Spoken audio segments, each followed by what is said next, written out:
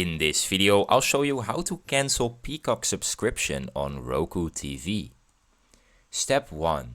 Open the home screen. Press the home button on your Roku remote. Navigate to the Peacock app on the home screen.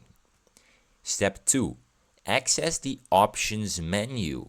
Highlight the Peacock app but don't open it.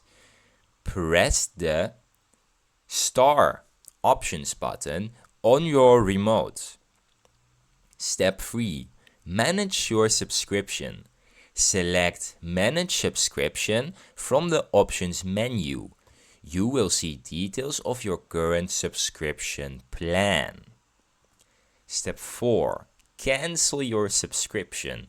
Choose Cancel Subscription and then confirm your decision. Your subscription will end at the end of the billing cycle. Now I have some important notes for you. You can restart your subscription anytime through Roku.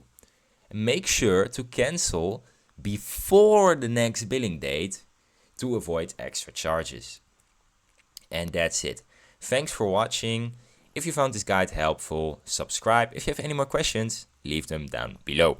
Ciao.